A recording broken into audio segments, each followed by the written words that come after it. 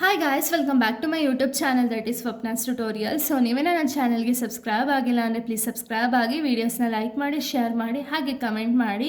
So ಇವತ್ತು ನಾನು ಮಾಡ್ತಿರೋ ಸಬ್ಜೆಕ್ಟ್ ಯಾವುದು ಅಂದರೆ ಸೆಕೆಂಡ್ ಸೆಮ್ BComನ ಒಂದು HRM ಅನ್ನೊಂದು ಸಬ್ಜೆಕ್ಟ್ನ ಎಕ್ಸ್ಪ್ಲೈನ್ ಮಾಡ್ತಿದ್ದೀನಿ. ಅದರಲ್ಲೇ ಚಾಪ್ಟರ್ 1 ಬಂದುಬಿಟ್ಟು ಇಂಟ್ರೊಡಕ್ಷನ್ ಟು HRM ಅಂತ ಹೇಳಿ. ಇದರ ರಿಲೇಟೆಡ್ ನಾನು ಆಲ್ರೆಡಿ ತುಂಬ ಟಾಪಿಕ್ಸ್ಗಳನ್ನ ಎಕ್ಸ್ಪ್ಲೈನ್ ಮಾಡಿ ಅಪ್ಲೋಡ್ ಮಾಡಿದ್ದೀನಿ. ಸೊ ಈ ಒಂದು ವೀಡಿಯೋದಲ್ಲಿ ಇನ್ನೊಂದು ಸ್ವಲ್ಪ ಟಾಪಿಕ್ಸ್ಗಳನ್ನ ಎಕ್ಸ್ಪ್ಲೈನ್ ಮಾಡ್ತೀನಿ. ಓಕೆನಾ? ಈ ಒಂದು ವೀಡಿಯೋದಲ್ಲಿ ನಾನು ಪ್ರೋಸೆಸ್ ಆಫ್ HRM ಬಗ್ಗೆ ಹೇಳ್ತಾ ಹೋಗಿದ್ದೀನಿ. ಈ ಒಂದು ಪ್ರೋಸೆಸ್ ಬಂದುಬಿಟ್ಟು ಎಕ್ಸಾಮ್ ಪಾಯಿಂಟ್ ಆಫ್ ವ್ಯೂ ಆಗಿರ್ಬೋದು, ನಿಮ್ಮ ಒಂದು ಪಾಯಿಂಟ್ ಆಫ್ ವ್ಯೂ ಆಗಿರ್ಬೋದು, ತುಂಬ ಇಂಪಾರ್ಟೆಂಟ್ ಒಂದು ಟಾಪಿಕ್ ಆಗಿದೆ. ಓಕೆನಾ? ಈ ಒಂದು ಪ್ರೋಸೆಸ್ ಆಫ್ HRM, ಏನಿದು ಪ್ರೋಸೆಸ್ ಆಫ್ HRM ಅಂದರೆ it refers to the activities involved in managing the employees effectively. ಅಂದರೆ ಏನು, ಇವಾಗ ಒಂದು ಹ್ಯೂಮನ್ ರಿಸೋರ್ಸ್ ಮ್ಯಾನೇಜ್ ಮಾಡಬೇಕಾದ್ರೆ ಏನೇನೆಲ್ಲ ಆ್ಯಕ್ಟಿವಿಟೀಸ್ ಇನ್ವಾಲ್ವ್ ಆಗುತ್ತೆ ಅನ್ನೋದನ್ನ ನಾವು ಪ್ರೋಸೆಸ್ ಅಂತ ಹೇಳಿ ಕರಿತೀವಿ. ಓಕೆನಾ? ಏನೇನೆಲ್ಲ ಪ್ರೋಸೆಸ್ ಇದೆ ಅಂತ ಹೇಳಿ ನಾನು ಫಸ್ಟ್ ಹೇಳ್ತೀನಿ, ಅದಾದಮೇಲೆ ಅದಕ್ಕೆ ಮೀನಿಂಗ್ ಅನ್ನೋದನ್ನ ಹೇಳ್ಕೊಡ್ತೀನಿ. ಓಕೆನಾ? ಫಸ್ಟ್ ಒನ್ ಬಂದುಬಿಟ್ಟು human resource planning, recruitment, selection, orientation, training and development, performance appraisal, compensation management, employee relation. ಓಕೆನಾ? ಇದೆಲ್ಲ ಪ್ರೋಸೆಸ್ಸು. ಏನಿದು ಪ್ರೋಸೆಸ್ ಅಂದರೆ, ಓಕೆ ಇವಾಗ ಏನೋ ನಿಮಗೆ ಪ್ರೋಸೆಸ್ ಅಂದರೆ ಏನು ಅಂತ ಹೇಳಿ ಗೊತ್ತಾಯಿತು. ಏನು ಈ ಪಾಯಿಂಟ್ಸ್ ಎಲ್ಲ ಏನು ಅಂದರೆ, ಇದನ್ನು ನಿಮಗೆ ಎಕ್ಸಾಮಲ್ಲಿ ನೀವೇನು ಮಾಡಿ ಅಂದರೆ ಈ ರೀತಿ ಡಯಾಗ್ರಾಮ್ ಆಗಿ ರೆಪ್ರೆಸೆಂಟ್ ಮಾಡಿ. ಓಕೆನಾ?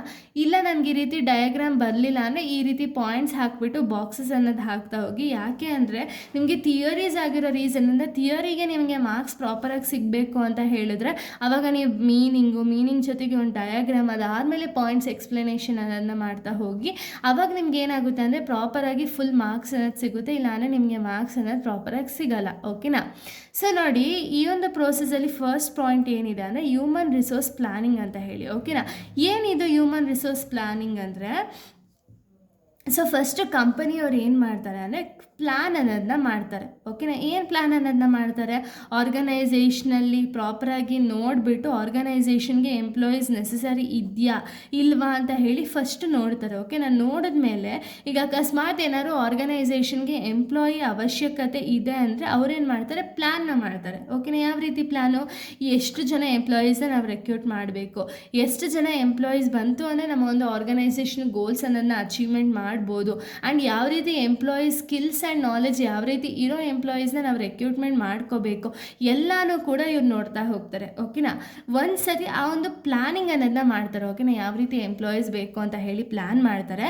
ಪ್ಲ್ಯಾನ್ ಮಾಡಿದ್ಮೇಲೆ ನೆಕ್ಸ್ಟ್ ಸ್ಟೆಪ್ ಬಂದುಬಿಟ್ಟು ರೆಕ್ರೂಟ್ಮೆಂಟ್ ಅಂದರೆ ಏನು, ಈ ಒಂದು ಯಾವ ಜಾಬ್ಗೆ ಯಾವ ಎಂಪ್ಲಾಯೀಸ್ ಸೂಟಬಲ್ ಆಗ್ತಾರೆ ಅಂತ ಹೇಳಿ ಅಂಥ ಒಂದು ಎಂಪ್ಲಾಯಿನ ರೆಕ್ರೂಟ್ಮೆಂಟ್ ಅನ್ನೋದನ್ನ ಮಾಡ್ತಾರೆ. ಅಂದರೆ ಏನು, ಇವಾಗ ಎಷ್ಟೊಂದು ಜನ ಅಪ್ಲಿಕೇಶನ್ ಅನ್ನೋದನ್ನ ಸೆಂಡ್ ಮಾಡ್ತಾರಲ್ವ, ಆ ಒಂದು ಅಪ್ಲಿಕೇಶನನ್ನು ಸೆಂಡ್ ಮಾಡೋದಕ್ಕಿಂತ ಮುಂಚೆ ಅಟ್ರಾಕ್ಟ್ ಅನ್ನೋದನ್ನ ಮಾಡ್ತಾರೆ. ಓಕೆನಾ? ಒಂದು ಅಟ್ರಾಕ್ಷನ್ ಅನ್ನೋದನ್ನ ಮಾಡ್ತಾರೆ. ಇವಾಗ ಎಷ್ಟೊಂದು ಜನ ಎಂಪ್ಲಾಯೀಸ್ಗಳು ಎಂಪ್ಲಾಯ್ಮೆಂಟ್ ಅನ್ನೋದನ್ನ ಹುಡುಕ್ತಿರ್ತಾರಲ್ಲ, ಅಂಥವ್ರಿಗೆ ಒಂದು ಅಟ್ರಾಕ್ಟ್ ಅನ್ನೋದನ್ನ ಮಾಡ್ತಾರೆ. ನಾವು ಈ ರೀತಿ ಪಿಔಟ್ ಕೊಡ್ತೀವಿ, ಇಷ್ಟು ನಾವು ಆರ್ಗನೈಸೇಷನಲ್ಲಿ ಇಷ್ಟು ಈ ರೀತಿ ನಮಗೆ ಬೆನಿಫಿಟ್ಸ್ ಅನ್ನೋದು ಸಿಗುತ್ತೆ ಅಂತ ಹೇಳಿಬಿಟ್ಟು ಅಟ್ರಾಕ್ಟ್ ಮಾಡ್ತಾರೆ. ಒಂದು ಸತಿ ಅಟ್ರಾಕ್ಟ್ ಮಾಡಿ ಒಂದು ರೆಕ್ರೂಟ್ಮೆಂಟ್ ಅನ್ನೋದನ್ನ ಮಾಡಬೇಕಾದ್ರೆ ಸೆಲೆಕ್ಷನ್ ಅನ್ನೋದನ್ನ ಮಾಡ್ತಾರೆ. ಓಕೆನಾ? ಅಷ್ಟು ಜನ ಎಂಪ್ಲಾಯೀಸಲ್ಲಿ ಅಥವಾ ಅಷ್ಟು ಜನ ಕ್ಯಾಂಡಿಡೇಟ್ಸಲ್ಲಿ ದ ಬೆಸ್ಟ್ ಎಂಪ್ಲಾಯೀಸ್ನ ಸೆಲೆಕ್ಟ್ ಮಾಡ್ತಾರೆ. ಓಕೆನಾ? ಯಾರು ಕಂಪನಿಗೆ 100% ಕೊಡ್ತಾರೆ ಅಂಥ ಒಂದು ಎಂಪ್ಲಾಯೀಸ್ನ ಅವರು ಸೆಲೆಕ್ಷನ್ ಅನ್ನೋದನ್ನ ಮಾಡ್ತಾರೆ. ಓಕೆನಾ? ಸೆಲೆಕ್ಟ್ ಮಾಡಿದ್ಮೇಲೆ ಏನಾಗುತ್ತೆ, ಓರಿಯೆಂಟೇಷನ್ ಅನ್ನೋದನ್ನ ಮಾಡ್ತಾರೆ. ಅಂದರೆ ಏನು, ಇವಾಗ ಆರ್ಗನೈಸೇಷನ್ಗೆ ಸೆಲೆಕ್ಟ್ ಆಗಿರೋ ಎಂಪ್ಲಾಯೀಸ್ಗೆ ಆ ಒಂದು ಕಂಪ್ನಿಯಲ್ಲಿ ಯಾರ್ಯಾರು ಇದ್ದಾರೆ ಯಾರ್ಯಾರು ಇಲ್ಲ ಅಂತ ಹೇಳಿ ಅವ್ರಿಗೆ ಗೊತ್ತಿರಲ್ಲ. ಸೊ ಅದಕ್ಕೆ ಅವ್ರು ಏನು ಮಾಡ್ತಾರೆ ಅಂದರೆ ಒಂದು ಓರಿಯೆಂಟೇಷನ್ ಪ್ರೋಗ್ರಾಮ್ ಅನ್ನೋದನ್ನ ಕಂಡಕ್ಟ್ ಮಾಡ್ತಾರೆ. ಅಂದರೆ ಏನು, ಇಲ್ಲಿ ನ್ಯೂ ಎಂಪ್ಲಾಯೀಸ್ ಏನಿರ್ತಾರಲ್ಲ ಅವ್ರನ್ನ ಆರ್ಗನೈಸೇಷನಲ್ಲಿ ಪರಿಚಯ ಮಾಡಿಕೊಡ್ಬೇಕು ಅನ್ನೋ ಒಂದು ರೀಸನ್ಗೆ ಓರಿಯೆಂಟೇಷನ್ ಅನ್ನೋದನ್ನ ಮಾಡ್ತಾರೆ. ಓಕೆನಾ? ಈ ಒಂದು ಓರಿಯೆಂಟೇಷನ್ ಮಾಡಿದ್ಮೇಲೆ ಅಂದರೆ ಇಷ್ಟು ಜನ ಎಂಪ್ಲಾಯೀಸ್ ಈ ಆರ್ಗನೈಸೇಷನಿಗೆ ಸೆಲೆಕ್ಟ್ ಆಗಿ ಅಷ್ಟು ಜನಕ್ಕೂ ಕೂಡ ಒಂದೊಂದು ಲೈಕ್ ಎಲ್ಲರನ್ನೂ ಕೂಡ ಪರಿಚಯ ಅನ್ನೋದನ್ನ ಮಾಡಿಕೊಡ್ತಾ ಹೋಗ್ತಾರೆ. ಸೊ ಇದಾದಮೇಲೆ ನೆಕ್ಸ್ಟ್ ಬಂದುಬಿಟ್ಟು ಟ್ರೈನಿಂಗ್ ಆ್ಯಂಡ್ ಡೆವಲಪ್ಮೆಂಟ್. ಅಂದರೆ ಏನು, ಇವಾಗ ನಾವು ನ್ಯೂ ಕ್ಯಾಂಡಿಡೇಟ್ಸ್ನ ಒಂದು ರೆಕ್ರೂಟ್ ಮಾಡ್ಕೊಂಡಿರೋ ರೀಸನಿಂದ ಇವ್ರೇನು ಮಾಡ್ತಾರೆ ಅಂದರೆ ಟ್ರೈನಿಂಗ್ ಆ್ಯಂಡ್ ಡೆವಲಪ್ಮೆಂಟ್ ಫೆಸಿಲಿಟೀಸ್ ಅನ್ನೋದನ್ನ ಕೊಡ್ತಾರೆ. ಟ್ರೈನಿಂಗ್ ಆ್ಯಂಡ್ ಡೆವಲಪ್ಮೆಂಟ್ ಒಂದು ಫೆಸಿಲಿಟಿ ಕೊಟ್ಟರೆ ಏನಾಗುತ್ತೆ ಅಂದರೆ ಎಂಪ್ಲಾಯಿ ಸ್ಕಿಲ್ಸ್ ಆಗಿರ್ಬೋದು, ನಾಲೆಜ್ ಆಗಿರ್ಬೋದು ಇಂಪ್ರೂವ್ ಆಗೋದಕ್ಕೆ, ಸ್ಕಿಲ್ಸ್ ನಾಲೆಜು ಇಂಪ್ರೂವ್ ಆಗೋದಕ್ಕೆ ಹೆಲ್ಪ್ ಮಾಡ್ತಾ ಹೋಗುತ್ತೆ. ಓಕೆನಾ? ಇದಾದಮೇಲೆ ಪರ್ಫಾರ್ಮೆನ್ಸ್ ಅಪ್ರೈಸಲ್ ಅಂದರೆ ಏನು, ಇವರ ಒಂದು ಸ್ಕಿಲ್ಸು ನಾಲೆಜ್ ಇಂಪ್ರೂವ್ ಆದಾಗ ಏನಾಗುತ್ತೆ, ಅವ್ರು ಮಾಡ್ತಿರೋವಂಥ ಕೆಲಸ ಏನಿದೆಯಲ್ಲ ಅದು ಕೂಡ ಇನ್ಕ್ರೀಸ್ ಆಗುತ್ತೆ. ಸೊ ಇದರಿಂದ ಆರ್ಗನೈಸೇಷನ್ ಗೋಲ್ಸ್ ಅನ್ನೋದು ಅಚೀವ್ ಆಗುತ್ತೆ. ಅಕಸ್ಮಾತ್ ಏನಾದ್ರು ಎಂಪ್ಲಾಯಿ ಕಾಂಟ್ರಿಬ್ಯೂಷನಿಂದ ಒಂದು ಆರ್ಗನೈಸೇಷನ್ ಗೋಲ್ಸ್ ಅಚೀವ್ ಆಯಿತು ಅಂದರೆ ಅವ್ರಿಗೆ ಪರ್ಫಾರ್ಮೆನ್ಸ್ ಅಪ್ರೈಸಲ್ ಅಂತ ಹೇಳಿ ಕೊಡ್ತಾರೆ. ಓಕೆನಾ? ಏನಕ್ಕೆ ಪರ್ಫಾರ್ಮೆನ್ಸ್ ಅಪ್ರೈಸಲ್ ಕೊಡ್ತಾರೆ ಅಂದರೆ ಎಂಪ್ಲಾಯೀಸ್ನ ಮೋಟಿವೇಶನ್ ಮಾಡೋದಕ್ಕೆ. ಸೊ ಎಂಪ್ಲಾಯಿ ಮೋಟಿವೇಶನ್ ಅನ್ನೋದನ್ನ ಮಾಡೋದಕ್ಕೆ ಪರ್ಫಾರ್ಮೆನ್ಸ್ ಅಪ್ರೈಸಲ್ ಅನ್ನೋದನ್ನ ಮಾಡಿದರೆ, ಇದಾದಮೇಲೆ ಕಾಂಪನ್ಸೇಷನ್ ಮ್ಯಾನೇಜ್ಮೆಂಟ್ ಅಂದರೆ ಅವ್ರಿಗಿರುವಂಥ ಪೇಔಟ್ ಟು ಸ್ಯಾಲ್ರಿ, ವೇಜಸ್ಸು ಅದನ್ನೆಲ್ಲ ಕೂಡ ಇನ್ಕ್ರೀಸ್ ಮಾಡೋದ್ರ ಕಡೆ ಅಥವಾ ಯಾವ ರೀತಿ ಕಾಂಪನ್ಸೇಷನ್ ಕೊಡ್ಬೋದು ಅಂತ ಹೇಳಿ ನೋಡ್ತಾರೆ.